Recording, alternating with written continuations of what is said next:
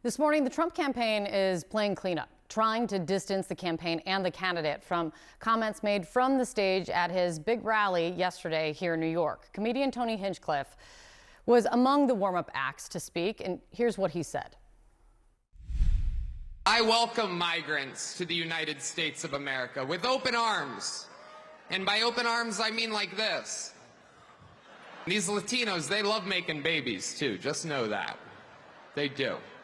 They do. I don't know if you guys know this, but there's literally a floating island of garbage in the middle of the ocean right now. Yeah. I think it's called Puerto Rico. Joining us right now, Democratic Congresswoman from New York, Alexandria Ocasio-Cortez. Thanks for being here. You called this out last night. You were hanging out with Tim Walz. You guys were streaming. You called it out last night.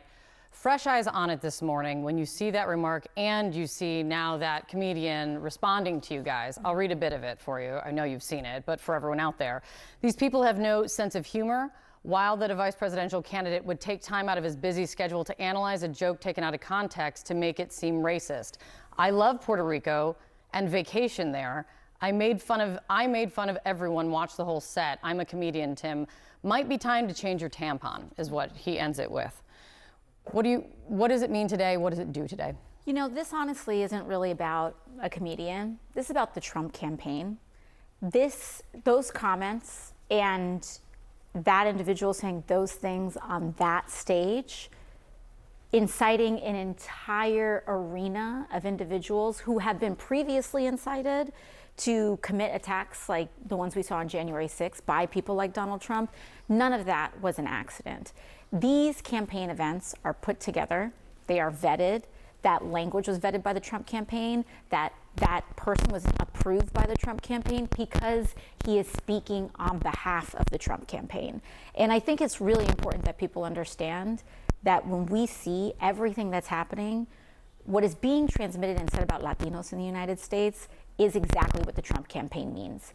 He believes that Latinos, as we've seen, are an unimportant, unvalued, and unnecessary part of the United States of America. And when Stephen Miller comes on and talks about America for Americans, he's not even talking about U.S. citizens as Americans, because Stephen Miller kind of flirts with this idea of taking away U.S. citizenship from people depending on his own personal opinions about what being an American means. And so the Trump campaign is very clearly transmitting who they believe is an American and who they don't, not based on citizenship, but based on ethnicity and based on their opinion of Donald Trump. When we look back at the numbers and the gains he has made with Latino voters since 2016, from 2016, depending what you're looking at with the numbers now, you see a 9-point gain. You've seen Harris I've seen 12 points fewer than Hillary Clinton got in 2016. Seen some recent gains in some new polling just out yesterday that she's making with Latino voters.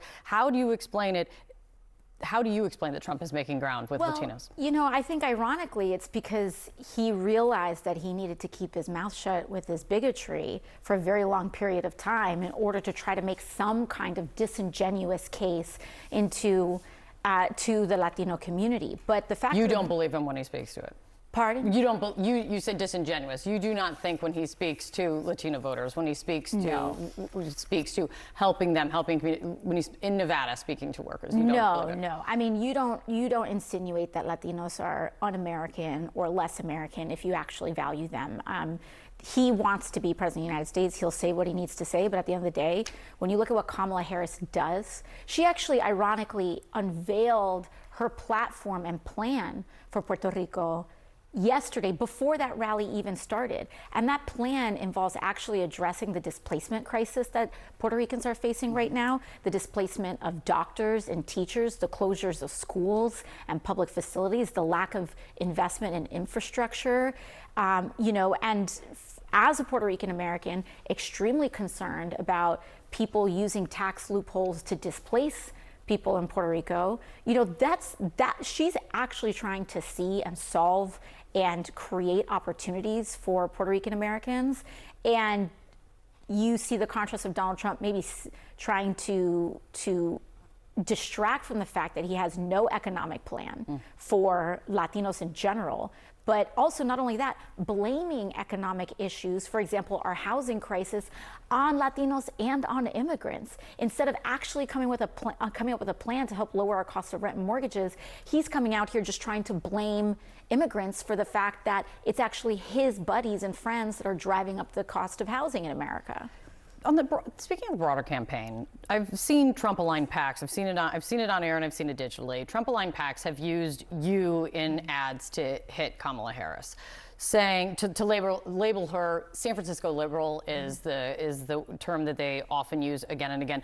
Do you think your support for her hurts her with moderate voters, which we have very clearly seen in the recent weeks that she's making a direct appeal to? I don't think so. And I think that that bears out in the data and the evidence, not just a matter of personal opinion. I work very closely alongside many of my colleagues across the House Democratic Caucus, and they are of all different kinds of political opinions. And frankly, I think moderate voters and everyday people see right through some of these scare tactics for what they are. They see how they are exaggerations. They see that these are kind of just baseless attacks. And that's made evident by the fact that I'm proud to be able to support, swing district Democrats, and they're not afraid of these attack ads. They're just not landing and they're not effective. Flip side of this, she has gone on a whole tour with former Republican Congresswoman Liz Cheney to try to win moderate Republicans. I mean, looking back, you and Liz Cheney in the House, you guys butt heads on issues over and over again. She calls Liz Cheney a true patriot when they were campaigning together. Is that hurting Kamala Harris with more progressive voters? Well, listen, I think there's plenty of people that aren't happy about that. And I think that is part of the nature of putting together a coalition. I don't love it, but that doesn't mean that we aren't on the same team and we aren't on the same page when it comes to who is unequivocally the better candidate in order to win the presidential election. On the issues, her evolution on positions, and she's explained the evolution on her positions from 4 years ago, fracking, border wall, border security, Medicare for all. They have moved from more progressive to more moderate. That's the direction you very clearly see in this election. Do you like that she is doing that? Do you like that shift? I think that my stances on these issues are very clear. I believe that every single American has the right to health care, and we should be working to guarantee to improve and expand Medicare and lower the age of eligibility to 0. And that's my goal. I also believe that we need to have a real plan to document people who wish to come into the United States and contribute to our growing economy and really be part of what is charging the economy, which is frankly also what bears out in the data. That's not a matter of personal opinion. The American economy thrives because of our immigrant population. The way that we address the crisis is by actually providing a path to citizenship and documenting people. And when it comes to the climate crisis, our time is ticking down. But what I believe is that the Democratic Party is a coalition, and the stronger we make our case, and the stronger that we say we need to get big money out of politics, we need to tax these billionaires so that to the point that they stop manipulating our economy and squeezing the working class, I know what candidate the progressive flank has a fighting chance with, and it's not Donald Trump, it's Kamala Harris. Congresswoman, thank you for coming in this morning. Of course, thank you so much.